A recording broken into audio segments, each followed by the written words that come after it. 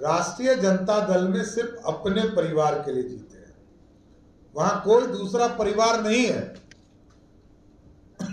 वहां आरक्षण भी अपनी पत्नी को देकर ही महिला आरक्षण गिनाया जाता है, अपने बेटा को आरक्षण देकर ओबीसी का आरक्षण गिनाया जाता है।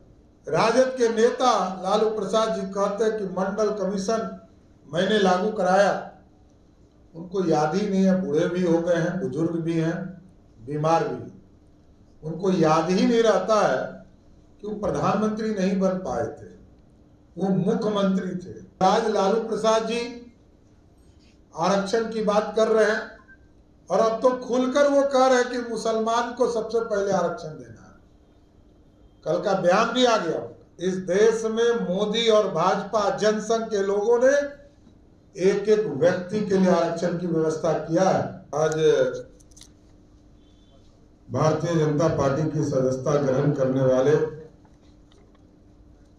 राजद के पूर्व प्रत्याशी केसरिया विधानसभा आदरणीय संतोष कुशवाहा जी का मैं भारतीय जनता पार्टी में स्वागत करता हूं और साथ ही साथ जयप्रकाश नारायण झा जी जो प्रो वीसी थे बीएन मंडल यूनिवर्सिटी में, उनका भी मैं स्वागत करता हूं।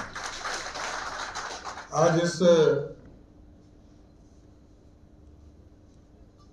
पार्टी की सदस्यता ग्रहण समारोह में उपस्थित हमारे बिहार सरकार के मंत्री दिलीप जायसवाल जी, सभी पार्टी के नेतागण और इस मंच के सामने उपस्थित तमाम हमारे जो नौजवान साथी जो आज भारतीय जनता पार्टी की सदस्यता ग्रहण करने आए, सबका मैं दोनों हाथ फैलाकर सबका स्वागत करता हूं। और साथियों, बड़ा स्पष्ट है, भारतीय जनता पार्टी में ना किसी व्यक्ति का परिवार होता है, ये पूरा पार्टी ही परिवार है। और सामाजिक संरचना में लगातार कभी आदिवासी समाज के लिए, कभी दलित समाज को इस देश का राष्ट्रपति बनाने का काम ये पार्टी करती है। लेकिन दूसरी पार्टी जहां से आप आए हैं, राष्ट्रीय जनता दल में सिर्फ अपने परिवार के लिए जीते हैं, वहां कोई दूसरा परिवार नहीं है।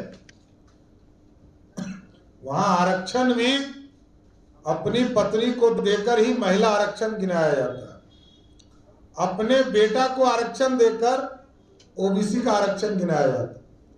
लेकिन भारतीय जनता पार्टी में एक एक समाज को जोड़ने का काम भारतीय जनता पार्टी करती है। और लोग बहुत बोलते होंगे, राजद के नेता लालू प्रसाद जी कहते हैं कि मंडल कमीशन मैंने लागू कराया। उनको याद ही नहीं है, बूढ़े भी हो गए हैं, बुजुर्ग भी हैं, बीमार भी हैं। उनको याद ही नहीं रहता है कि वो प्रधानमंत्री नहीं बन पाए थे, वो मुख्यमंत्री थे। और जब संविधान बदले जाते हैं तो भारत की संसद जो है इसको तय करती है कि इस देश में नया कानून कैसे आएगा। मंडल कमीशन जब लागू हुआ साथियों, तो बीपी सिंह जी देश के प्रधानमंत्री थे और उनके पास मात्र 146 सांसद हुआ करता था। कांग्रेस पार्टी के पास 200 सांसद थे। जब भाजपा ने समर्थन किया 85 सांसद से, तब इस देश में मंडल कमीशन लागू हुआ। नहीं तो मंडल कमीशन लागू ही नहीं होता, आरक्षण लागू ही नहीं होता।